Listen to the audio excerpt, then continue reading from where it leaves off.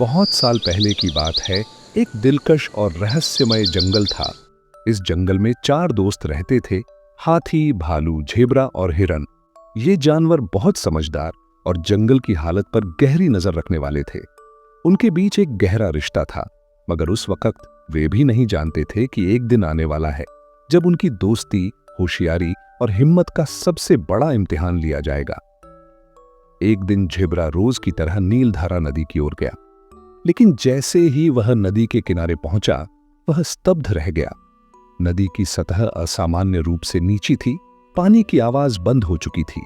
एक अजीब सा सन्नाटा छाया हुआ था, जैसे जंगल खुद सांस रोककर किसी आफत का इंतजार कर रहा हो। झिब्रा ने पहले सोचा कि शायद उसे भ्रम हो रहा है, मगर जब पानी में अपना अक्स तक नजर नहीं आया तो दिल में एक डर सा बैठ गया। वह दौड़ता हुआ दोस्तों के पास पहुंचा और सबको वो खबर सुनाई जो किसी तूफान से कम नहीं थी। चारों दोस्तों ने महसूस किया कि कुछ बहुत गलत हो रहा है, मगर यह गलती कुदरत की थी या किसी की साजिश, यह अभी एक रहस्य था। भालू ने बताया कि जंगल में नमी भी कम हो रही है, तालाब सिकुड़ने लगे हैं और पत्ते मुरझा रहे हैं।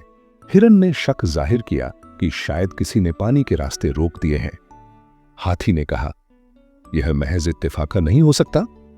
लेकिन इन सब की बात एक दीवार से टकरा गई। जंगल का राजा शेर सिंह। शेर न सिर्फ घमंडी था, बल्कि उसकी आंखों पर लोमड़ी लाजवंती की चापलूसी की पट्टी बंधी हुई थी। हर सलाह में सिर्फ लोमड़ी की बात सुनी जाती और वह भी हर समस्या को मजाक समझकर टाल देती। चारों ने फैसला किया कि पहले लोमड़ी को राजी किया जाए। जब वे उसके पास पहुंचे तो उसके चेहरे पर नाखुशी थी। वह उनकी बात सुनने के लिए मुश्किल से तैयार हुई। झेब्रा ने नदी की हालत बयान की, मगर उसने बात को हंसी में उड़ा दिया। दिल में सोचा, इन्हें कुछ न कुछ वहम हुआ है। लोमड़ी ने ऊपर से संजीदगी दिखाते हुए कहा, कल दरबार में आकर राजा को खुद बता देना, फैसला वही करेंगे। अगले दिन दरबार सजा। शेर सिंह सिंहासन पर विराजमान था और चारों दोस्तों ने गंभीर लहजे में नदी के सूखने का जिक्र किया, लेकिन जवाब में सिर्फ तंज और तमस्खुर मिला। क्या एक मामूली नदी के बहाव से तुम सब घबरा गए? शेर सिंह ने ठहाका लगाया, यह कुदरत का खेल है, तुम सब छोटे दिमाग के जानवर हो। वह यह नहीं जानता था कि कुदरत का खेल जब आता है तो राज सिंहासन भी बहा ले जाता है। वक्त गुजरता गया, मगर बारिश नहीं हुई। नदी सूख गई, छोटे तालाब मिट्टी के ढेर बन गए और जंगल में मौत सी खामोशी छा गई। जानवर प्यास से तड़पने लगे और उस वक्त सबको समझ आ गया कि जंगल के सीने में एक जख्म लग चुका है और वह जख्म नजर नहीं आता, बस महसूस होता है। उधर शेर सिंह और लोमड़ी का घमंड रेत की तरह बिखरने लगा। जब वे शाही तालाब की ओर गए तो वहां भी सिर्फ सूखी जमीन बची थी। शेर का घमंड उस तालाब के साथ सूख चुका था। क्या वाकई हमने सब कुछ खो दिया? शेर सिंह के दिल में पहली बार पछतावे की लहर उठी। क्या मैं वो राजा हूं जिसने अपने ही जंगल को प्यास से मार डाला? चारों दोस्त हार मानने वाले नहीं थे। उन्होंने एक पुराना रहस्य आजमाया। झेब्रा ने कहा कि अगर जमीन की गहराई में नमी हो तो पानी निकल सकता है। एक विशेष जगह जो उन्हें नम लगी, वहां उन्होंने गड्ढा खोदना शुरू किया। कई घंटों की मेहनत के बाद जमीन से ठंडा पानी फूट पड़ा।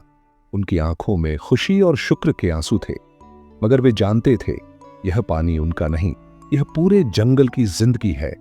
उसी वक्त लोमड़ी भटकती हुई उनके पास पहुंची। उसके चेहरे पर शर्मिंदगी की गहरी छाया थी। मैं गलत थी, वह मुश्किल से बोल पाई। शेर सिंह भी प्यास से मर रहा है, क्या तुम लोग? चारों ने एक दूसरे की ओर देखा।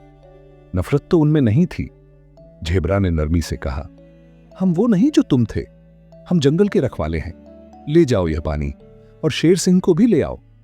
कुछ देर बाद शेर सिंह वहां पहुंचा, बिना ताज, बिना घमंड, सिर्फ एक थका हारा जानवर। उसकी आंखों में खालीपन था। अगर तुम लोग मुझे माफ न करो तो मैं हकदार नहीं। हाथी ने कहा, माफी शर्तों पर है, आगे सिर्फ राज नहीं करोगे बल्कि जिम्मेदारी भी लोगे। शेर ने हां में सिर हिलाया। अगले दिन शेर सिंह ने सब जानवरों को इकट्ठा किया और सिर झुकाकर अपनी गलती स्वीकार की। मैंने सिर्फ ताकत देखी, सच्चाई को नहीं। मगर अब वक्त आ गया है कि हम सब मिलकर काम करें। जंगल में फिर से एक नई उम्मीद ने जन्म लिया। हर ओर कुएं खोदे गए, पानी सुरक्षित किया गया और सब जानवरों ने जान लिया कि जंगल का सबसे बड़ा दुश्मन कहत या सूखा नहीं, बल्कि घमंड, लापरवाही और चुप्पी है।